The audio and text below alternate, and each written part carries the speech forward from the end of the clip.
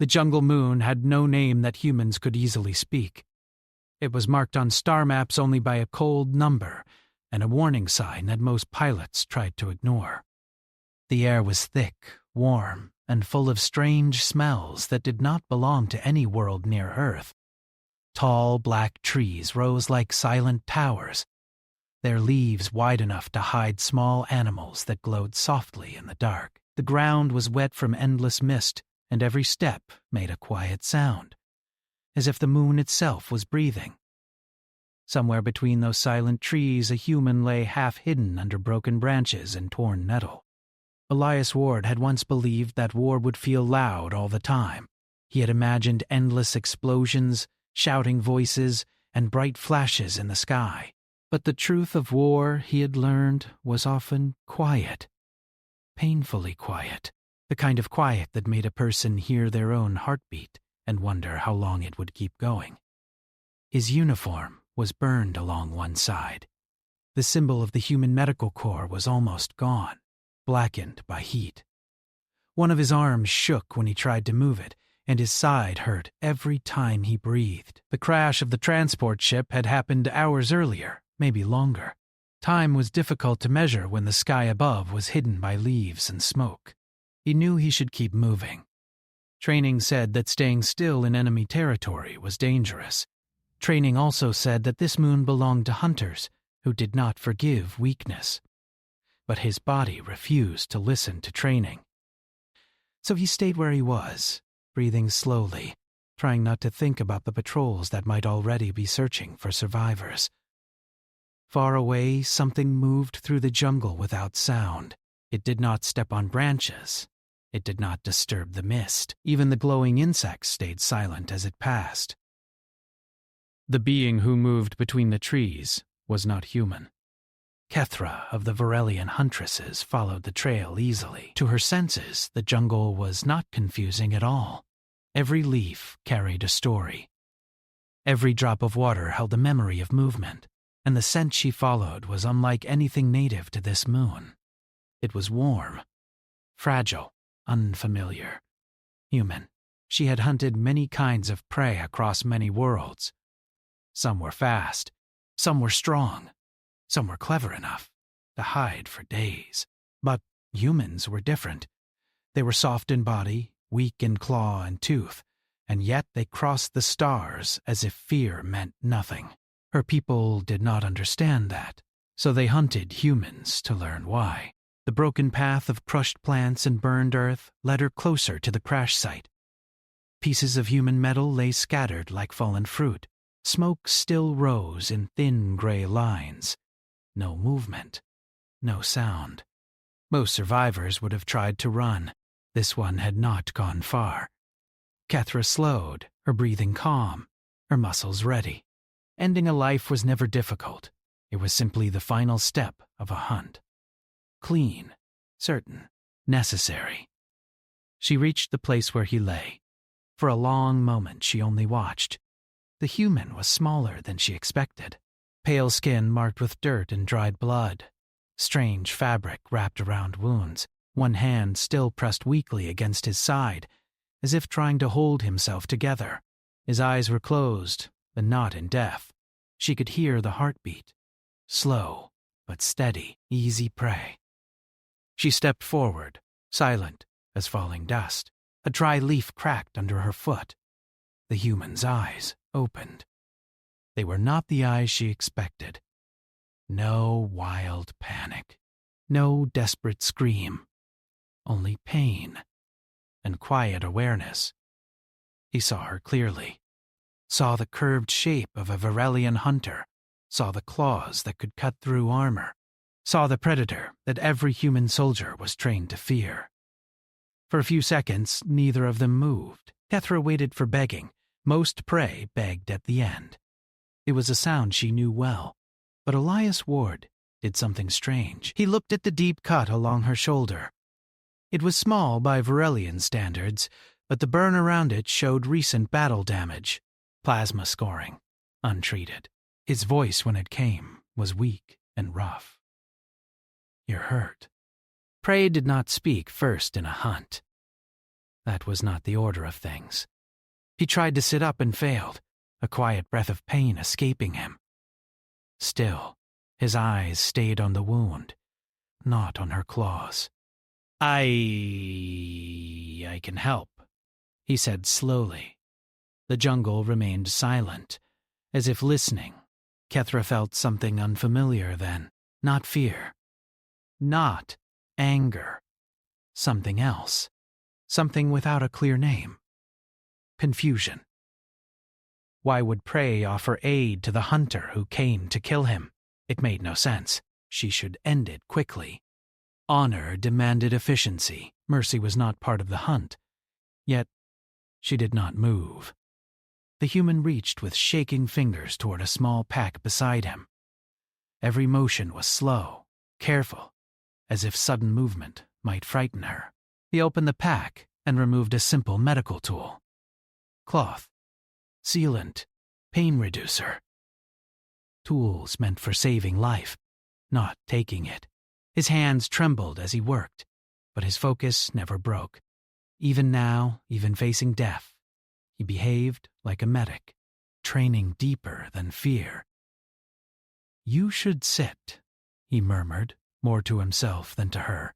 Blood loss, not good. Kethra realized she was still standing still, watching, still not striking.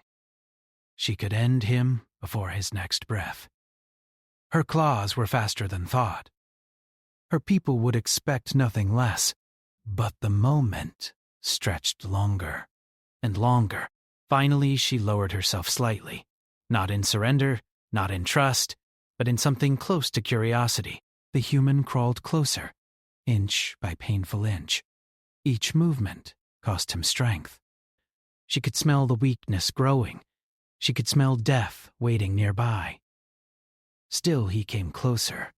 When he reached her, he did not hesitate. He touched the burned edge of her wound with careful hands, the way one might touch fragile glass. No fear in the motion, only purpose. Kethra felt the contact like a spark of cold light. No prey had ever touched her without terror. He cleaned the wound slowly, sealed it, wrapped it with steady care, even as his own breathing grew worse. Sweat formed on his forehead. His vision blurred, but he kept working until the treatment was complete. Only then did he stop. He leaned back slightly, exhausted, and gave a small nod, as if finishing an ordinary task in an ordinary place. "That should help," he whispered. Silence returned to the jungle. Kethra looked down at the clean bandage across her shoulder. Pain reduced. Bleeding stopped. Efficiency equal to trained Varelian healers. The human had saved strength that was not his to save. She studied his face again. Still no begging, only quiet acceptance. He knew she might kill him, and he helped her anyway. Something shifted inside her thoughts, like a stone falling into deep water. This was not prey behavior. This was something else.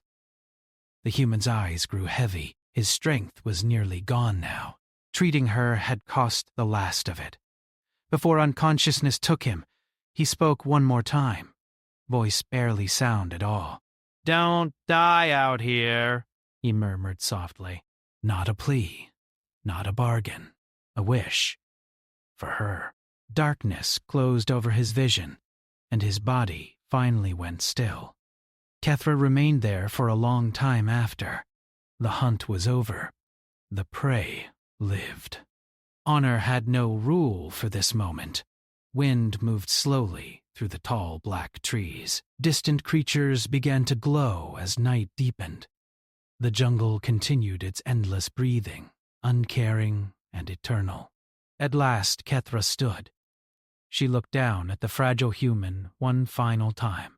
Then she turned away and vanished into the mist without a sound. Behind her, Elias Ward continued to breathe, alive, because the galaxy's deadliest hunter had chosen not to strike. And far above the silent jungle moon, the first quiet change in a future war had already begun. The years moved forward like slow drifting stars, quiet but unstoppable. The jungle moon where Elias Ward should have died became only a hidden memory in reports that few people read. Wars ended, new borders formed, and the galaxy continued its endless motion as if nothing important had happened in that silent place between black trees and silver mist. Humanity changed during those years. They were still not the strongest species, and no one feared their claws or weapons the way they feared older civilizations. But humans learned quickly. They built careful alliances, spoke with patience, and survived situations where stronger empires collapsed under their own pride. Many species began to see humans as useful, sometimes strange but rarely dangerous. Only the Varelians did not change their opinion. To them, strength was simple. The strong ruled. The weak followed or disappeared. It had always been this way across their long history, written in victories and remembered in scars. Mercy existed in their language, but only as a word from ancient stories that no one truly believed. Kethra rose through the ranks during those same quiet years. She became known not only for her skill in battle, but for her perfect control. She never wasted motion, never showed fear, never allowed emotion to cloud the final strike. Other huntresses respected her distance, even if they did not understand it. Commanders trusted her because results followed wherever she walked. No one spoke about the jungle moon. No one knew she sometimes remembered the scent of warm iron and strange medicine. No one knew she had once left prey alive. Among the Varelians, such a story would sound like weakness. And weakness could end a warrior's life faster than any enemy, so the memory stayed silent inside her, like a hidden ember that refused to die. Nearly 10 standard years after the jungle moon, a message reached the Varelian command fleet stationed along a disputed border of space. The signal came from patrol ships that had intercepted a small human convoy traveling without military escort. The convoy claimed to be diplomatic, carrying messages meant to open peaceful trade routes through contested systems. Varelian leadership did not believe in accidents like that. To them, diplomacy from a weaker species often hid spying, mapping, or quiet preparation for future war. Allowing such movement without response would show softness to watching rivals, and softness invited attack. So an order was given. Intercept the convoy. Search every vessel. Remove any threat. Leave no uncertainty. Kethra received the command without visible reaction. Missions like this were simple, clean, predictable. A brief interruption in the long routine of controlled violence that shaped her life. Yet when she read the full report, something inside her attention sharpened. The convoy carried medical staff along with diplomats. Humans often mixed healing with politics. It was one of the many things other species found confusing about them. Warriors healed enemies. Civilians entered war zones. Risk was accepted for reasons that did not follow logical survival patterns. Kethra pushed the thought away. Memory was not useful during missions. The Varelian strike vessel reached the convoy in deep space, where no nearby world could witness what happened. Darkness surrounded both fleets, broken only by distant stars and the cold glow of engine trails. Human ships were smaller, built for endurance rather than combat. They did not attempt to flee once targeted. Their weapons remained powered down. To Varelian sensors, the convoy looked like prey already lying still. Boarding teams prepared quickly, armor sealed, blades secured. Every movement precise. Kethra led the central entry group herself, as protocol required for uncertain diplomatic captures. Her presence alone signaled seriousness. Few confrontations continued once a Huntress commander stepped onto enemy metal. The docking lock opened with a dull vibration that traveled through both ships. Air mixed slowly between vessels. For a brief second, 2 different worlds shared the same breath. Then Kethra stepped inside the human ship. The corridor lighting was soft compared to Varelian war halls. White walls, simple design. No hidden defense visible. The air carried faint chemical traces of cleaning agents, machine oil, and something warmer beneath it all. She walked forward, silent as always, her team spreading behind her like shadows given shape. Human crew members waited ahead, unarmed, hands visible. Their fear was present in the air, quick and sharp, impossible to hide from Varelian senses. All of this was expected. Routine.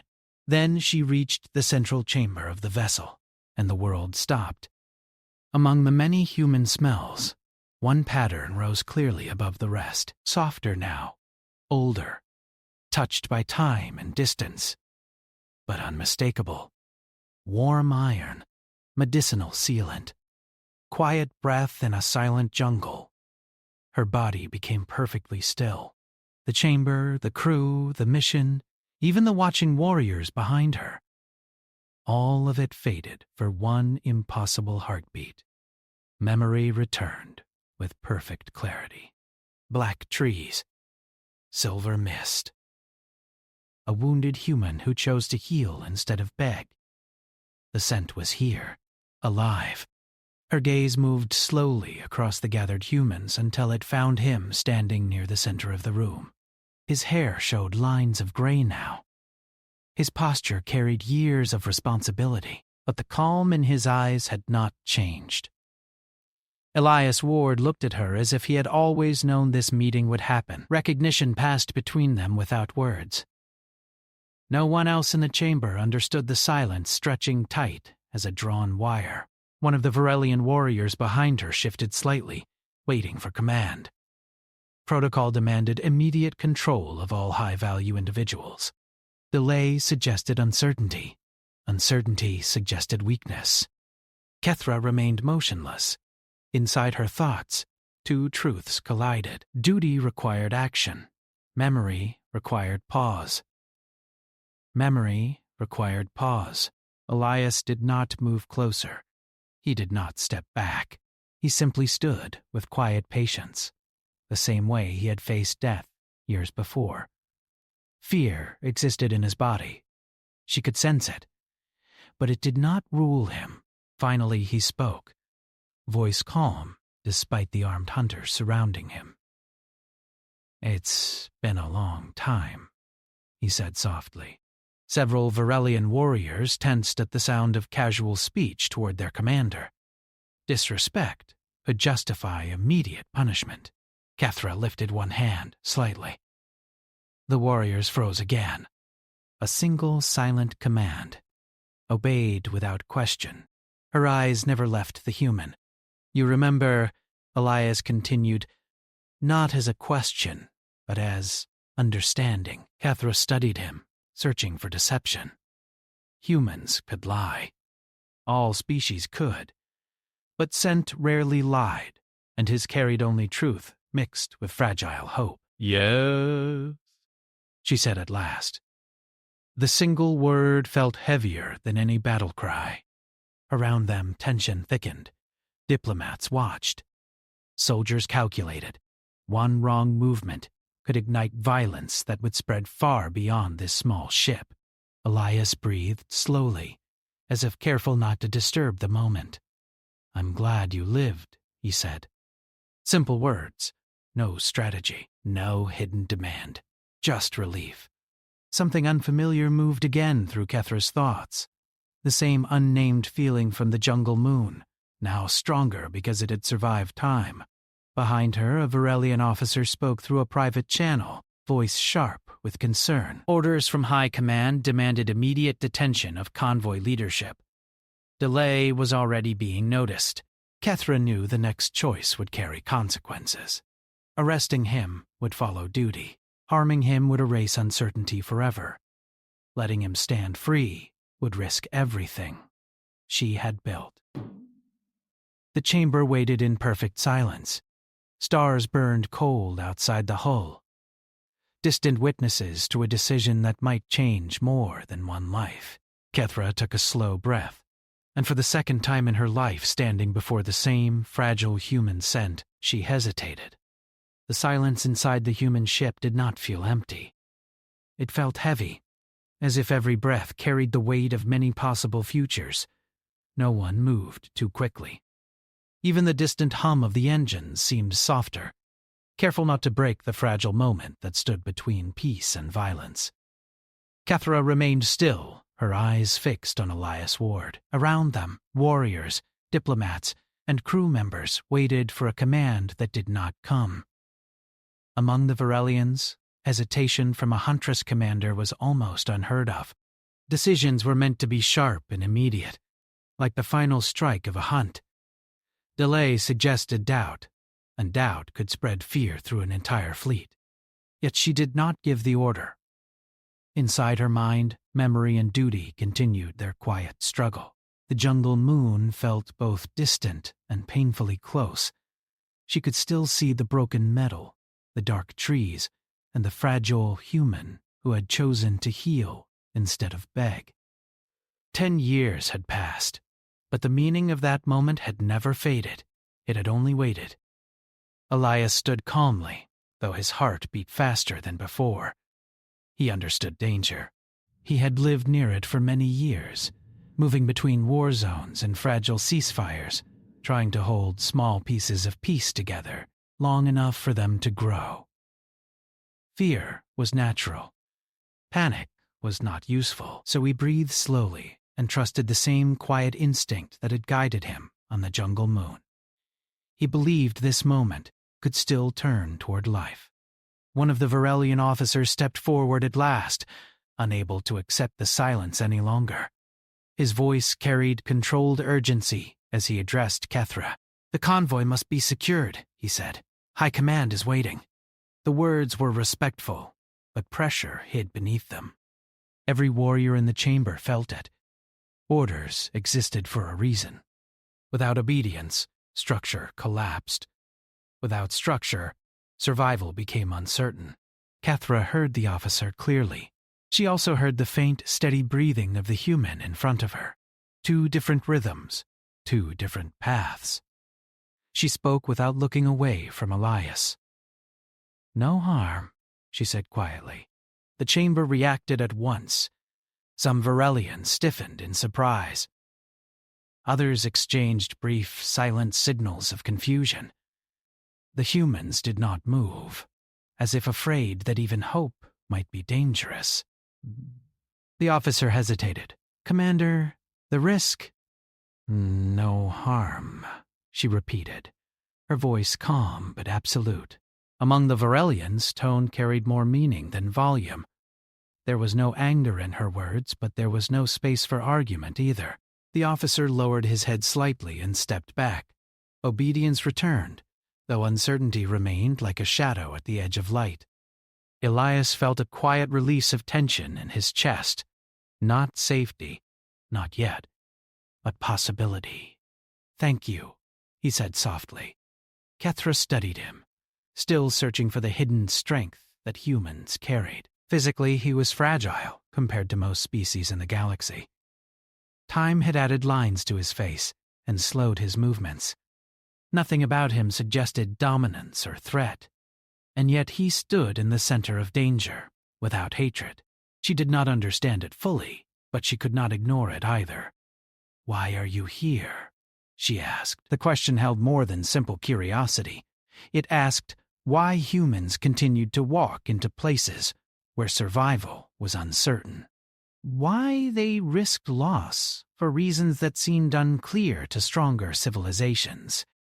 Elias answered honestly.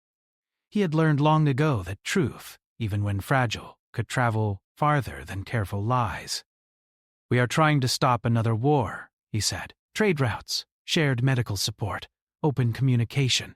Small steps. But small steps can change direction." Some Varelians listening nearby showed faint signs of disbelief. War was ended through victory, not conversation. Strength decided borders. Mercy complicated things. Kethra remained silent for a moment, considering his words. "War is simple," she said. "Peace is fragile." "Yes," Elias replied. "That is why it needs protection." The answer was quiet, but it carried weight. Protection was a concept the Varelians respected. They protected territory, honor, and survival, but protecting peace itself felt unfamiliar, like guarding something invisible. Before Kethra could respond, a sharp alarm suddenly echoed through the ship. The sound cut through the chamber, like breaking glass. Lights shifted to warning tones.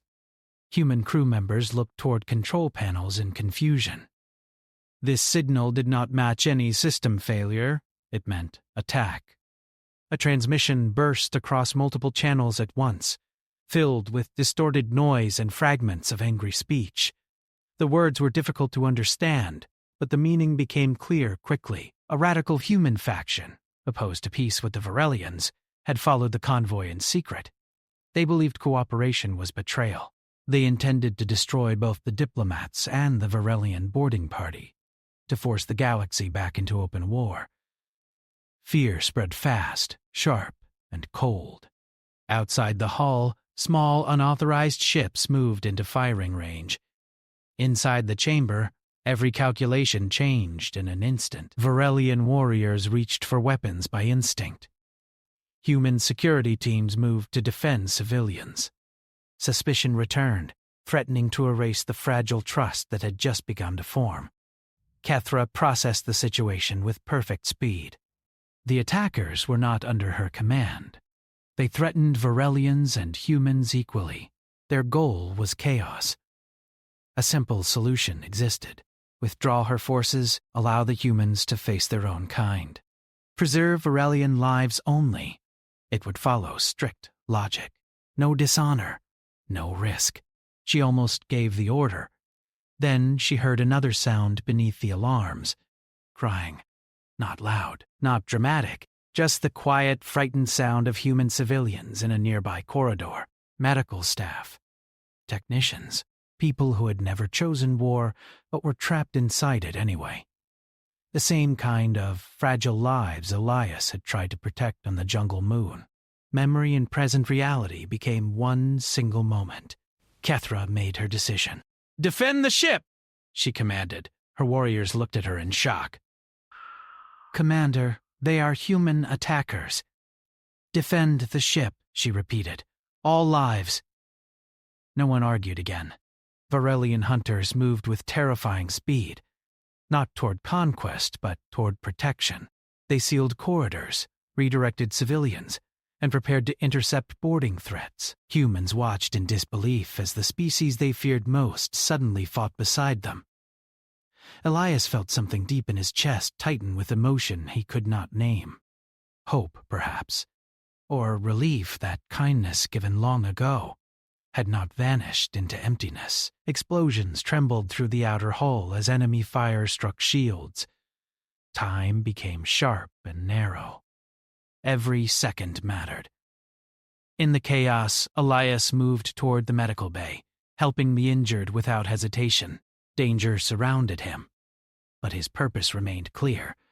Save who could be saved. That rule had never changed. Kethra saw him guiding frightened civilians to safety instead of hiding. Still choosing others first. Still refusing the simple path of survival alone. Understanding grew slowly but firmly inside her. Human strength was not in their bodies. It was in their choices. And that strength was harder to defeat than any weapon. The battle outside continued, uncertain and dangerous.